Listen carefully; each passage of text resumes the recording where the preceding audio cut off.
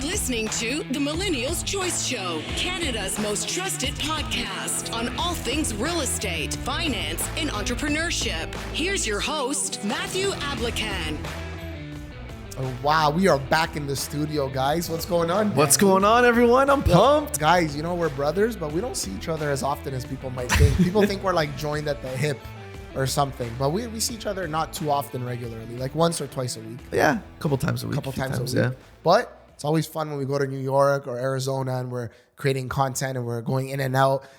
Our girls sometimes think it's a vacation, but really we're putting in that work. We're putting in that work, guys. And I love coming into the office, man. Something about this and just talking about some really important stuff that's happening. Yeah, well, today we're trying something totally different, you guys. We've got content that you haven't seen before. We're going to be talking about trending topics and things in the real estate industry that are taking place. And these will impact your ability to either invest in real estate or buy a home or dealing with an agent, what your relationship is like with your agent, amongst other things. But before we get into all of that, it's always off the cuff. We do have our notes. Danny's got topics that I don't know about. I've got topics he doesn't know about. So it's always off the cuff. But before we get right into it, I want to do two housekeeping items. Number one, Danny and I are working on a freehold townhouse project in Brantford, Ontario, where we got townhomes starting from $599 with a 10% deposit, which is about $60,000. The best part is you don't actually need a mortgage until 2025 to 2026, depending on which block you buy in. And you don't even need to have all your money in terms of a down payment ready. You could actually save money now, pay the deposit, but secure the property today. So if you're interested in that, make sure you reach out to one of us and we'll be happy to get you more information on that. And then I wanted to ask you ever heard of Lendlord? I haven't, no. Lendlord is this new app, this new platform. I'm using it, and it basically gives you three different capabilities. Number one, if you want to know if a deal is a good investment, a worthwhile investment, whether the deal is a rental, so a multifamily rental or even single family, or if you're looking at a potential flip, you can put all the numbers into this platform and it basically spits out whether it's a good investment or not. So it's really easy to use. I've used it. And for that one capability, it's great. The second thing, and I love this the most because I'm a landlord, is that it helps you manage your property. So it could create reports. It could tell you when rent is scheduled from your tenants. If you got like 10 tenants, 100 tenants, you can't do that in your mind. You got to have systems in place. So it helps you do that. And then thirdly, if you have a deal, you want to buy the deal and you don't know where to go to for financing, this platform can put you in touch with the right mortgage product suitable for that property type. It's called Lendlord. It's free. There is a premium side to it that if you register using the link in the description below, you get 3 months of the premium version for free. So check it out. The link is going to be in the description. Let's go. Where do you want to start? I'm going to power up the laptop. Holy, there's so much happening in the world these days, guys, but we have a lot of good topics lined up. I want to talk about the $1.8 billion lawsuit that's happening right now. Woo! That's a $1.8 billion. All right, guys. So I've got CNN here right in front of me. Are we allowed to say CNN? Should we say CNN? I've got CNN. Of course, they're going to be reporting this. Bleep it out, Carson. Yeah. After a $1.8 billion with a B verdict, the clock is ticking on the 6% real estate commission. That's the headline of the article. So what is this verdict? What is this lawsuit? And, this is something that we're going to get into like right now because I got to read this to you. It's going to change. I think it's already changed the landscape in the American brokerages, real estate brokerages, and then obviously Canada typically follows suit. I definitely think we're going to follow suit with this one. So everyone listening to this, it is going to affect you. It's very important. So tune in. All right. So let's read this for you guys. This is what CNN says. Using a travel agent to buy a plane ticket or a stockbroker to trade equity seems like relics of the past. And yet every day, people across America hire a real estate agent to help them sell a home. It's one of the few industries that has been able to largely avoid the disruption that has helped consumers cut costs in the internet age. And that is largely because of the power of the National Association of Realtors. Danny and I might refer to this as NAR going forward. That's how it's referred to. The largest professional organization in America and a significant lobbying group for the real estate industry. But the verdict handed down in a Missouri court on Tuesday that found NAR and two brokerage firms, Home Services of America and Keller Williams Realty, were liable for $1.8 billion in damages for conspiring to keep commissions artificially high, may mark the beginning of the end of how homes are bought and sold. Two other firms initially named in the suits brought by home sellers, Remax and Anywhere Real Estate, formerly known as Realogy, which is the parent company of Coldwell Banker and Century 21, Sotheby's International Realty, and Corcoran, settled out of court for a combined $140 million. Oh, wow. So on top of the $1.8 billion that the other two firms took a chance, gambled, and lost, as a term of this settlement, they each announced a commitment to make changes in their business practices, including not requiring agents to be members of NAR. That's huge. That is huge. While state governments license real estate agents, NAR has an extensive code of ethics it expects its members to adhere to. NAR and the brokerages have vowed to appeal the verdict, which means real estate commissions aren't going anywhere immediately. And just to scroll down, because there's obviously a lot here, what was the case about? So basically, it says the cornerstone of the plaintiff's argument is that NAR is forcing home sellers to pay an inflated commission that is then split between their agent and the buyer's agent. The home sellers argued commission sharing as a condition for access to the MLS was unfair and kept commissions artificially high. So let's unpack this for everybody. Let's unpack this so that you understand, right? The article goes on to say, typically when a home goes on the market for sale, the sellers offer their brokers a set commission. For decades, the commission has consistently been around 6% of the sale price, usually with a 3% split for the buyer's agent. So the seller's agent gets 3, the buyer's agent gets 3. So let's say we walked into your house, Danny and I walked in, you want to hire us to sell your property. We would come to you and say, you know, the commission's typically 5%, 6%, and then half of that goes to the buyer's agent. Now, that's how it's typically been done for a long, long time. And it's not so that you get access to the MLS. I don't like how these guys made that argument, but yes, if you list with an agent, you get access to the MLS. Yeah. That's typically why that's one part of it. That's one aspect of it. It's not the main thing. That's one aspect of it. But what's important to understand and highlight, this should be the overarching theme here, is that there is no set rule around commissions. If somebody wants to charge 6% and somebody wants to charge 1%, or somebody doesn't want to charge anything, they could. Or someone wants to charge 50%, like they could. There's no rule around that. I think that's the problem of what happened here. I think a lot of sellers don't know that. I think a lot of sellers think they always have to give their half or their portion of the commission to the buyer's agent. Yeah. And what these guys were arguing and taking these guys to court was they didn't really tell us that we don't have to cooperate or give this much commission to the buyer agent. It's usually just assumed, right? And thus keeping the commissions inflated. So that's kind of what's happening, I guess, here as well too, because whenever you're going to sell your house here, like Matthew was saying, you know, people just assume, yeah, you have to give a commission to the buyer's agent, which it's not, you don't have to do that, but you're kind of forced to in a certain way, which we'll kind of talk more about right now. Yeah. So basically, let's put it to you guys this way. There have been a lot of companies that have come and gone that say, sell your house by yourself and save the commission. Now, we're not talking about the benefits of paying a good realtor who knows how to negotiate, who networks. How many deals have we done with other agents, even for our buyers, where the buyers are in a bidding war and the agent wants to give it to us because we're close to the offer that's in first place, but they know who we are. We're reputable. When we tell somebody that the financing's in place, it's in place. How many deals have we done? So we're not going to talk about the benefits of hiring a good agent. Where we want to talk about this case. And this case is very simple. We didn't know, like Danny's saying, that we don't have to pay the buyer agent commission, but these companies are conspiring to keep the commissions high so that everyone in the industry is eating, and they're saying, well, in order to access the MLS, you have to pay this commission. That's the whole reason why I'm hiring an agent. Yeah. But here's the thing though, commissions are not set in stone. So while you are not obligated to pay a certain number, percentage, or whatever, that's between you and the agent that you're negotiating with, here's how it really plays out in real life.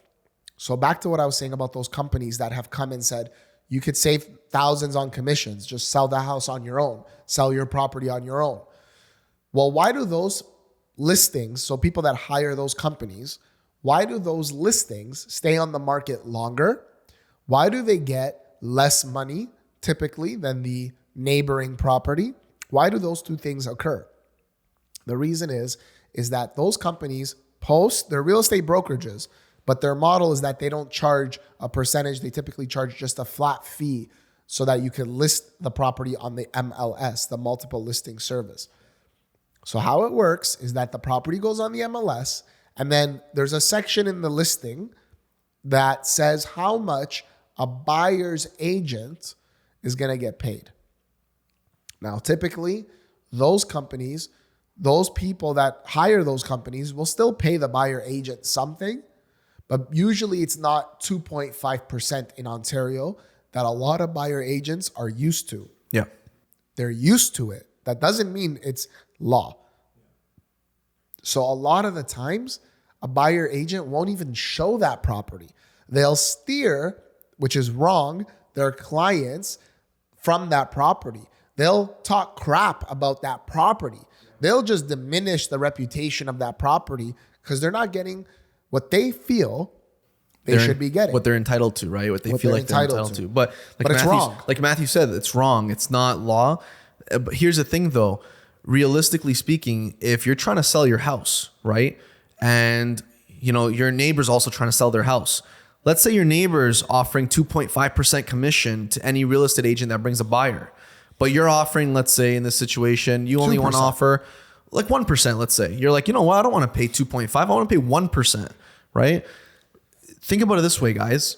If another real estate agent is showing those houses, realistically speaking, do you think they're going to steer their clients more towards the house that's offering 1% commission or the house that's offering 2.5% commission? I personally think they're going to steer them to the one that's offering more money because let's be real. These people are there to make money. It's a business at the end of the day, right? So yes, you don't have to charge or give 2.5% commission, but in a way you're kind of, left in the water, so to speak, if you don't, because then you're not competing as much with the other houses that are in the area listed operating that much money. That's the problem though. And that's the problem because it's like you're kind of forced as a seller to pay the commission because everybody else does. Yeah. And that's not fair. In my opinion, I've never liked, I never liked that. Oh, I think it's the biggest scam. It's the biggest scam ever invented. I've said this and I can't stand the agents that sometimes, like, let's say we pay them 2%. Yeah. My clients say, I only want to give them 2. I don't want to give them any more. Why should I even give them anything? And the agent will say to me, no, I want 2.5. And I'll tell them, go charge your buyer. You're allowed as a buyer agent to charge your buyer. Oh, no, we can't do that. Yeah, so this is the problem. So this is the problem. Yeah. They don't want to charge the buyer because let's say you're a first-time home buyer. Let's use a real scenario. You're a first-time home buyer buying a $500,000 condo. The seller is not paying a buyer agent commission. So your agent, you saw this condo that you really like. You have no idea what the commission is. You're not looking at that. It's not even available to you on these public sites. It's only available on the MLS that we use as realtors. You send it to your agent. Your agent talks crap about the property in some way, shape, or form. But you don't realize that that's because the agent's been told that they're not getting any commission. So rather than them coming to you and saying, hey, Danny, so the property looks great, but I'm just letting you know they're not paying me. So I'm going to have to charge you to represent you in this transaction. They try to steer you typically. But think about it. The commission 2.5% on $500,000, that's a lot of money. That's $12,500 plus HST. As a first-time home buyer, you don't have typically that budget. No, that's the problem though, because it will impact first-time home buyers, people trying to get in the market. It's going to make it even more difficult, right? Because you're trying to budget for your deposit, your down payment, and for closing costs, right? But the thing that's so shitty about this whole situation is those buyer agents are not, selling themselves in terms of the service and signing a representation agreement with those buyers. They're not earning their commission the way they should be, like a seller agent does, right? When you're signing up a listing, you're not selling the buyer on your services. You're just saying, yeah, I'll go show you some houses. And you're hoping that the seller agent's going to be giving you a commission, right? Or the seller is going to be giving you a commission in that situation. I think if they made it a rule to say that sellers are not actually allowed to give the buyer commission, I think that would disrupt the whole industry. I think it would actually make buyer agents have to get better. I think that would be really good for our industry, to be perfectly honest. So I'm on two sides of the coin. I'm on both sides. From a consumer standpoint, what's probably going to happen is that the reason why a lot of these companies that said for sale by owner, we'll put it on the MLS, pay a fee, and you could sell it on your own. The reason they've come and they've gone is because you're trying to cut out the seller agent who, if you find a solid, I can tell you stories. I'll challenge anyone. Come on the podcast. I get more money from my clients when we're selling than most agents do. Plain and simple. I get better terms. I get better conditions. I care more. Just the other day, as an example, our commission is very low on a particular deal. I'm trying to help these guys out. They were ready to settle at a certain price. I ended up getting them $3,000 more. I didn't have to. They said, go back and accept the price. I tried and I got them $3,000 more. That's $3,000 in their pocket. Doesn't come in my pocket. That's just one example. Yeah. Right. Where another agent wouldn't even have tried doing that. They would have accepted the deal for $3,000 less. I just made $3,000. My commission on that is small deal is only $5,000. So I basically pay for myself. Yeah. Right. So here's the trick. A lot of people it's not about saving commissions. But those companies that will offer you to list your property on the MLS for a fee, the reason they've come and gone is they try to cut out the agent on the listing side. What this case is about is just about transparency in the sense of, if I want to sell my home, I'm hiring someone, I want to pay that person, I shouldn't have to pay the other person. I shouldn't have to pay other parties that are involved that don't directly come from me. Like I should pay my lawyer and I should pay my realtor. Why should I pay someone else's realtor? Yeah. So I agree with that. I completely agree with that. On the flip side, until this becomes law, until this becomes the way to be, basically, if you try to implement this model now, like let's say we said, Millennials Choice Realty, you want to hire us, it's 3%. We don't care about the buyer agent. Do you think, I'm going to ask you this because I've been thinking about this a lot. Do you think that the difference between us and those companies that were here today, gone tomorrow, do you think the difference is going to be our branding, our reputation, where we could get away with that? Because let me run this scenario by you. I was thinking about this a lot. Yeah, shoot. You have a buyer. They see one of our listings. Okay. They send it to their realtor. Yeah. The realtor notices we're not paying buyer agent commission. Yeah. The realtor tries to steer them away. Do you think that they get away with it in that scenario because of who we are now? Our reputation, where the buyer might think twice and say, I don't know why my realtor is trying to say that. Let me look up this company. Let me look up these guys, Matt and Dan. Well, they're all over the internet. They're all over social. They've got over 100 5-star Google reviews. Do you think we could get away with that? Do you think we could bring that model here right now? Because think about it. What if some buyers say, you know what? I don't trust my realtor. What if some buyers say, I don't trust the realtor. Why is he steering me? This is a reputable company that has this listing. Let me go to them directly. It's a tough question, man, because some people they have good relationships with their buyer agents and some people don't. What I mean by that is some people just use their buyer real estate agent because a family member told them you have to, and they don't really want to. And in those situations, yeah, I think it could possibly work. But I feel like a lot of people, if they have a really good, close relationship and they trust their buyer agent as a friend and they know them personally, then I still think they would trust them more over our reputation personally. If it's a really close knit like friendship or relationship that they have, then I don't think so. I think they'll take their word for it. But yeah, it all depends, I think, on the situation, on the relationship between them. Because there's some people that don't know their real buyer agent. They meet them for the first time, and then they, I don't know, reach out to them online, and then they do start doing showings with them. In that situation, if it's not, they don't really know them for a long time, maybe, yeah, I could see that happening. Well, think about it. What if in a scenario where what's our biggest issue in Ontario? Supply and demand. Yeah. What if in a scenario where we know supply is going to remain low? We know that they're not building more homes fast enough. Not even close. Yeah. So what if the listings become the gold? Yeah. And all of a sudden you're like, hey, buddy, I've got the listings. I've got 10, 20, 30 listings. You want it, you come to me. We're not paying you. My seller's not paying you. Yeah, I think it's possible, dude. I think the more difference there is between demand and supply, I mean, the higher the demand goes, the lower the supply gets, the more that stretches out. Yeah. I definitely think that's possible for sure. I don't think it'll happen next year. I don't think it's possible for something like next year, but definitely like 4 or 5 years down the road, I think that is a definitely huge possibility where, listings become, if you have a listing, you're really like going hard at it. You know what I mean? And because there's going to be so few listings compared to buyers that are available in the market. Whether it's this episode or another episode, we're going to be looking at another thing in more depth in terms of, like, for example, what they said that you don't have to be a part of NAR. That's in America, right? Yeah. Canada, we have CREA. And I don't know about you, but I'll just say it. I don't think we should be forced to be a part of these organizations. We have CREA, we have TREB, we have OREA, we have RICO. There's 4 of them. RICO is necessary. RICO is the governing body, for those of you who don't know. TREB is necessary. It's your real estate board. Yeah. OREA and CREA, I don't see why they're necessary. I think if you had we should have the chance to voluntarily, sign up and be registered. Yeah. I just don't like how we're forced.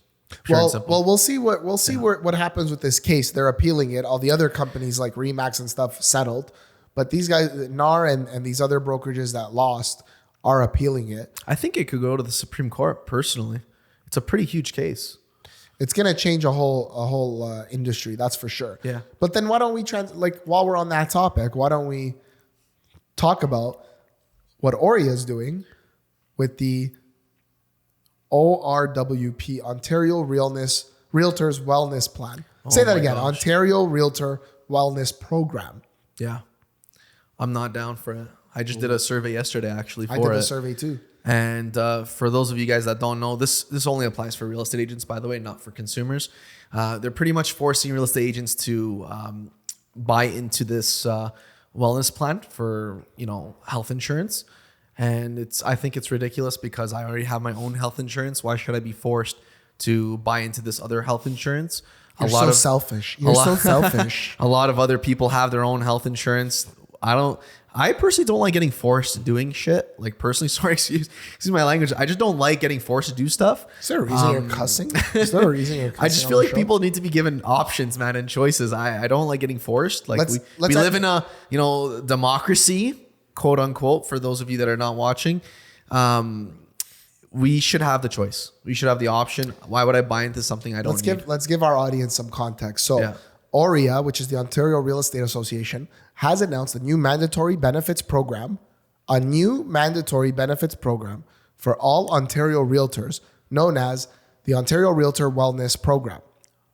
This program provides all 96,000 members of OREA access to health and wellness coverage, including life insurance and other benefits beginning January 1st, 2024, if reconfirmed at the Speaker General meeting of OREA in November. A brief summary of the benefits of the program is provided here. So listen to this. So no realtor will be required to take a medical test or complete medical questionnaire regardless of age or medical condition to participate in the program. All are admitted to the program. None are excluded based on health. Critical illness coverage of $25,000 up to age 64 and $12,500 from ages 65 to 69. Coverage ending at 70. Life insurance coverage of $100,000, which reduces to $50,000 at age 65. Accidental death and disbursement coverage of $100,000. Prescription drug coverage of $750 per year, reimbursed at 70% for all members of age. I like that one, but I barely use any medication. Paramedical practitioner coverage of $750 per year, reimbursed at 70%.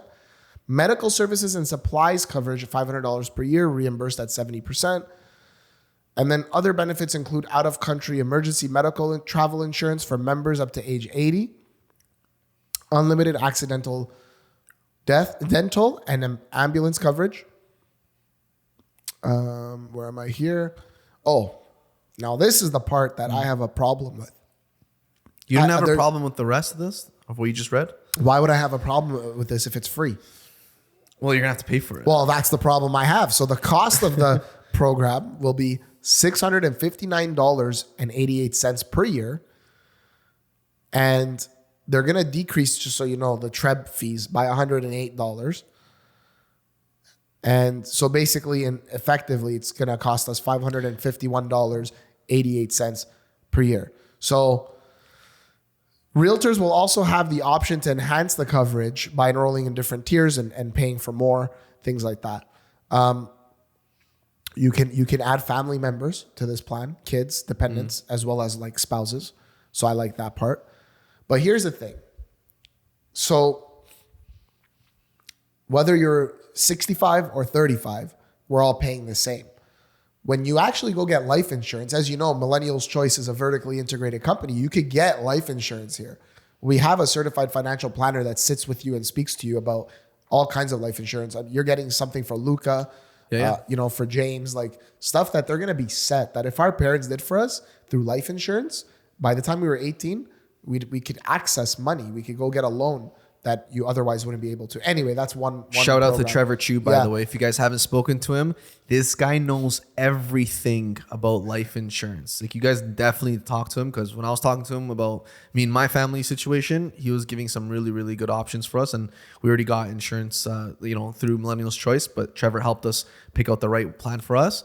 Really, really great guy. Knows what he's talking about. That's for sure. That's our certified financial planner. So guys, send us a message. We'll hook you up. Now, here's my thing. You want outside travel insurance? Any Visa card you get now that has $100 fee.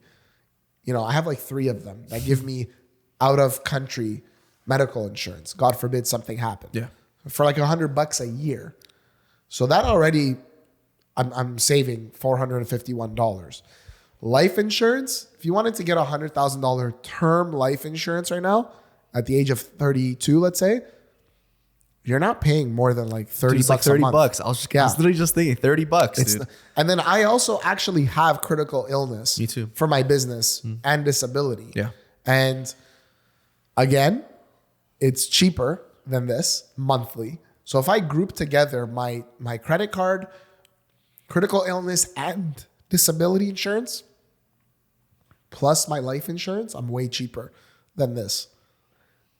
So why am I forced to do this? That's the question. Yeah, that's what I want to know. Why are we being forced into doing it? But what about people that say, well, hey, hang on, other professions have this. Why can't we have it? I would say to them that we are self-employed. Yeah. You do not have a union when you're self-employed. If you wanted a union job, go get a union job. I was just going to say that. And I still don't agree with that. Like, that's the thing that people, I feel like, don't understand when they say, oh, well, this job, I get benefits. You pay into that stuff, guys. You're paying for it. They just don't tell you you're paying for it. It gets taken off your check. And it's not going to stay $551 as claims come about. 100%. It's going to get increased for all of us. Who's going to pay for this? The young realtors. The young realtors, as time goes on, are going to be. So let's say a young realtor, they start their career I started at 19. Let's say they start at 25. Is that good? 25 is fine. Let's say they have a 40-year career. They're 65 years old. Let's say that this thing costed $600 per year.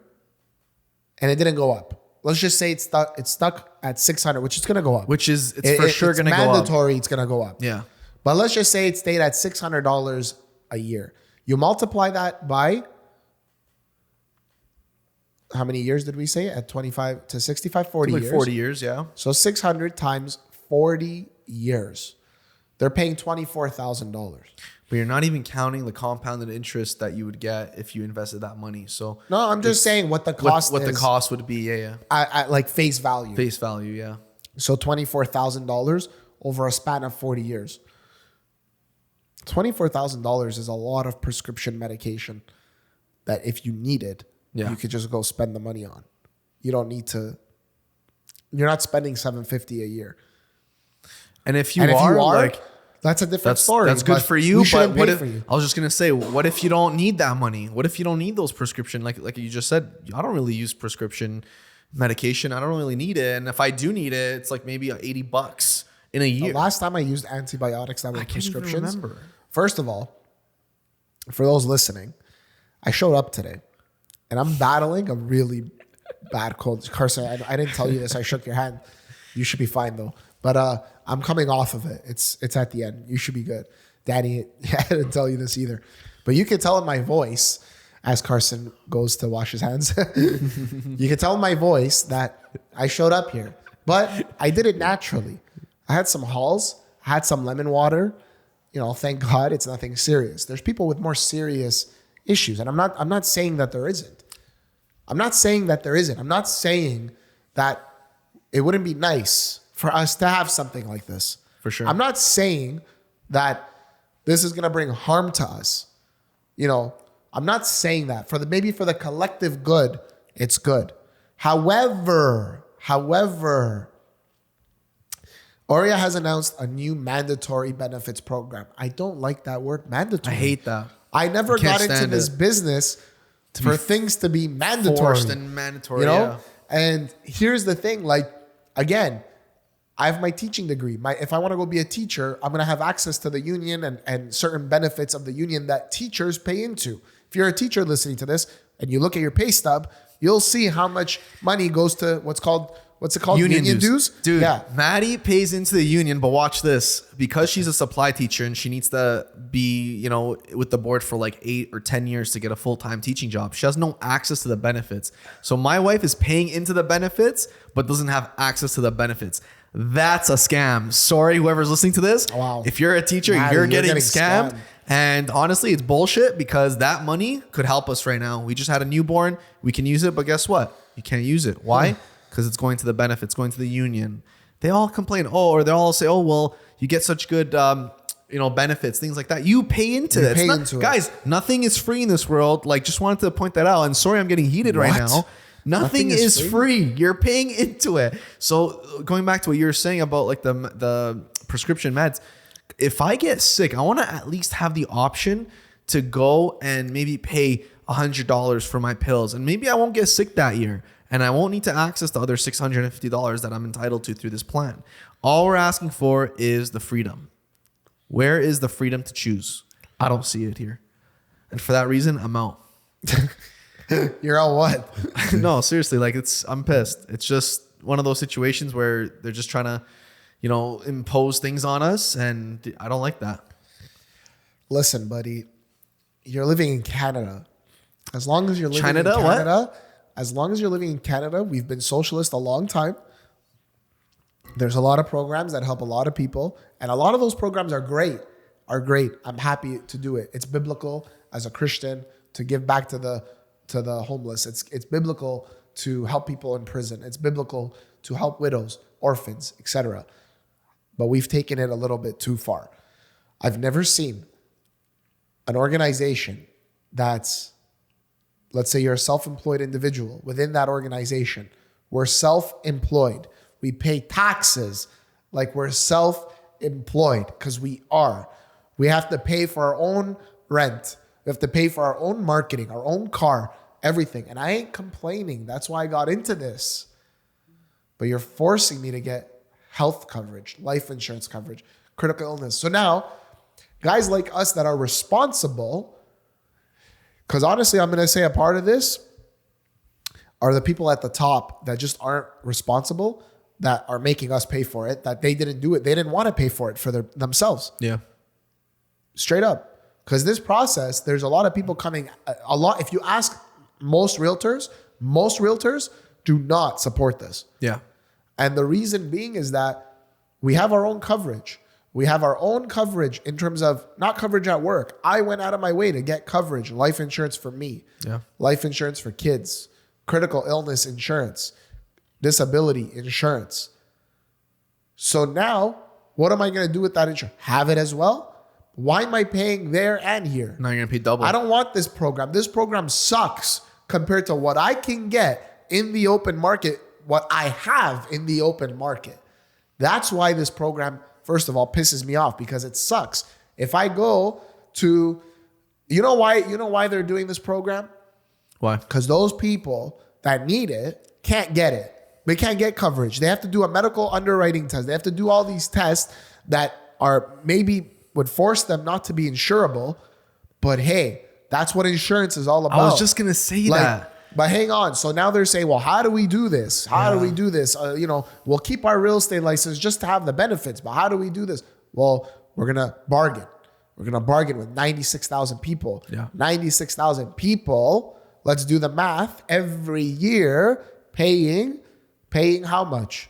$551 every year. You want to know why they're doing it? Put this number up on the screen. What's if you're watching this on YouTube. They are making $52,896,000. They just created that, or are going to create that out of nothing? Let me run that. 96,000 Aurea members. That's what it said in the report that I just read you, which is from Aurea. Multiply that by $551, which is effectively what you're paying, because the TREB dues are going down. The Toronto Real Estate Board dues are going down. $52,896,000 a year. That's insane. A year. I'll leave that with you guys. Yeah. I don't think I need to say more about that. Yeah. It's all about the money. For real. Have that playing in the background. Right. No, that's what this is all about. So let me tell you something, kids. And I say this while I look at Danny. They are taxing the crap out of us. And it's not going to come in the form of, hey guys, we're raising income tax. It might, but very little. Yeah. Or HST. It's going to come like this. Carbon tax, more fees, more dues, more this, more that. It's happening. It's happening. It's happening guys. as we speak. And you might say $600 is nothing. Well, $600 over here, 1,000 over here, 2,000 over here, 4,000 over here, blah, blah, blah, blah, blah. And it is like that. Yeah. All of a sudden your accountant fees went up from 4,000 to 6,000 for whatever reason that they raised their prices because things got expensive. Luxury. You're not understanding. Yeah. It's not just what they charge you. It's the ripple effects that it has. Yeah. All of a sudden, these guys have no problem paying 600. Let's make it 1,000. For sure. Let's make it 800. And you can't opt out of it if you want to practice this career. That's the problem. It's a slippery slope. Once they do it the first time, then they can just keep doing it, right? Yeah. So that number is staggering. They just found a new way of generating this much revenue. How much of this goes to the insurance company? Is it all of it? Is it some of it? Is it most of it? Somebody getting a kickback somewhere? I mean, we do an insurance deal. We do a life insurance deal. You get commissions on that. Yeah. Who's getting the commission on this? That's what I want to know. It's 96,000 people. And of course, as the numbers every year get added. Imagine the commission on that, on the 54 million. Isn't that how it would be calculated? Or 52 million? There's commission on that money. That's going into it. It's a big commission. That's a big check, though. I wonder who's benefiting. Who's benefiting from that? Yeah, that's crazy. Who's benefiting from it? I leave that with all of you guys to think about. I want to get into one more topic before we end this. You picked that one, or no? I picked that one. Yeah. You want to pick the topic? I want to kind of talk about what's happening right now with taxes and what's happening with the budget. So I was reading an article and pretty much talking about how we're in a deficit. Big surprise, right? We're all paying taxes. We're paying even more in taxes, right, than ever with the carbon tax and, other things like income tax, HST. And what I want to know is, do you think there's going to be a time where we all just kind of rise up and say, we don't have money to eat? When are we going to be able to have money for our kids? When are we going to have money for our rent, which is going through the roof? When are we going to have money for our mortgages, which are going through the roof with interest rates right now at an all-time high? What are we going to do? Because everything is expensive right now and we're all paying for it. So when's enough? What do you mean rise up? Like, when are we going to just pretty much... I've never seen this side of Danny before. No, seriously, because how did you leave the house this morning? Dude, I'm pissed because like it's hard right now. And I think a lot of Canadians are having a really, really hard time. They're struggling. Why do you think there's people stealing now from grocery stores? I think the next election will make a big difference. I hope so. I think it's just policies, right? Policies, spending policies. And I think the cat's out of the bag. We're seeing that. But I think it's important to note that a lot of the things that are done externally, they will impact you. We just talked about how they will impact you. But I do think that a lot of it is just noise. Like if you just follow I've said this from the beginning. Remember when I used to say in our other episodes, I would say, know the system that you're in and play within it. Yeah. That you have to know the system you're in.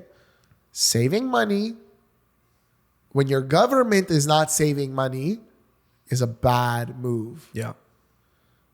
Spending money the way your government's spending money is a bad move. So if you don't save and you don't spend, what do? You invest. There you go. That's the key. You didn't see I was going there, eh? Your that was eyes good. changed. I like how you tied it up. You're like, shit, he's got it, eh? Yeah. You have to invest. So what do you invest in? Listen, I don't know. All I know is I like real estate. I like what it does. I like the cash flow. I like how it's paying, somebody else is paying off my debts. I like the fact that it's an asset. I like the fact that, I'm not talking about like the place you live. I'm talking rental property. I like the fact that I can go to the bank and say, hey, I want to refinance this piece of real estate. It's worth $1 million and I only have a loan of $300,000. Can I take $200,000 out? Yes, no problem. Because basically free money, tax free. Yeah. It's tax-free money. Yeah. You have to pay it back, but it's tax-free money. Your tenant's going to pay it back. Yeah. And then that $200,000, what do you want to do with it? Well, I want to buy a car. I need a car for my business. I want to buy another property for my business. I want to do this, and that. Yeah. I want to consolidate debt, right? You know, what about gold and silver? Like against a government or a currency that's inflating, like, you know, gold and silver, maybe? I don't even think so, I don't know. man. Traditionally, it works. Yeah, but like... Traditionally, it works when your currency collapses. Yeah, you know, but at the same time, We're like, going you through can't that, really bro. do anything with it, man. We're going through that. When people are starving and they're literally... You're talking about those, like... You're talking about like that. Yeah, I get what you're saying. Yeah, like you can't... What are people going to do with gold and silver, right? Like you're not going to do anything with it, but at least having properties, yeah, it's good because it's tangible and it's useful, right? It provides a roof over people's heads. But then you start talking about the rules and laws here that between landlords and tenants, and have landlords pretty much have no rights here. And it's like, do you even want to go invest in that right now in this volatile market? I'm not saying don't ever invest, but I'm saying in this market where if people need food, they ain't paying rent, homie. They're going to buy food so their family doesn't starve, and they're not going to pay rent because they won't have money to pay rent because of how much we're getting taxed and, you know, paying all these different fees, right? That's the problem that I think we're heading into. I only think it's going to get worse with everything being so expensive. When the rates come down, I think it's going to be even worse because housing costs is going to go even through the roof, even higher, because more buyers are going to get in the market, not enough supply, demand's through the roof. There's no one size fits all to your question. Yeah. Like, how can I tell the single mother with 2 kids to do this? She doesn't even have enough money just to pay the bills and to feed her family. How's she going to scrape up enough to save to buy a property? Yeah. You know? So there's no one size fits all. The reality is that all these policies that are in place that limit you, you know, whether it's taxes, whether it's more difficult to access credit, Yeah. you know, whether it's international spending and whatnot. You know, you could sit on the sidelines and say, but we're doing this for the international community and for the people of whatever. You know, that means to me you hate your country. Like you hate what Canada stands for, what America stands for. You hate it. You hate it because the people, your neighbors, you don't care about them. Yeah. And don't try to tell me you care about these people on the other side of the world. When you don't care about your neighbors, when you don't care about who you're living, the country you live in. Yeah, your own people, let alone your neighbors. Yeah. It's bad. It's bad because people are starving, man. People I don't are know, hurt. So I don't know, Danny. I've been contemplating a lot of things recently. I don't know. I don't know where it'll go. We'll see what happens. We'll see what happens with the world. But the biggest thing is, if you have a voice, if you have a platform, definitely use it. All these things that are getting passed, all these, censory laws where, what we say, what we publish is getting censored, right? So we have to like, I don't know. That's what I'm saying. Stand up and just use your platform to spread the message of, guys, we deserve freedom. We deserve to have the right to choose. Just going back to what we were talking about, the real estate benefits. Why are we being forced to do stuff? Yeah. Why are we being forced to pay this? Why are we being... Did you guys know that, I think it's on their government website, someone was telling me about it, the Liberal government's website, they want to go zero net emissions. I think it was like by 2035 or something like that. And someone was saying, someone was doing a study.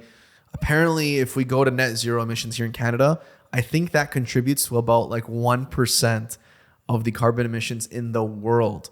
And I'm pretty sure it's China and India combined that have, I think it's like 70%, that make 70% of the carbon for the whole planet. Someone did a little bit of research. And I'm like, that doesn't make sense. Why are we losing an amazing quality of life here in Canada for net zero emissions when it ain't gonna do nothing for the world, bro? Why are we doing this? Why are we all not waking up and standing up? Because our generation is sleeping. Our generation has been indoctrinated. Yeah. Plain and simple, in the universities.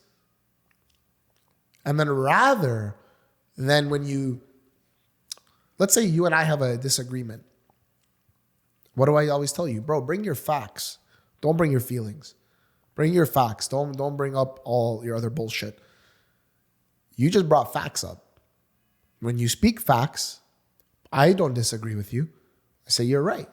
You're absolutely right. Where are all the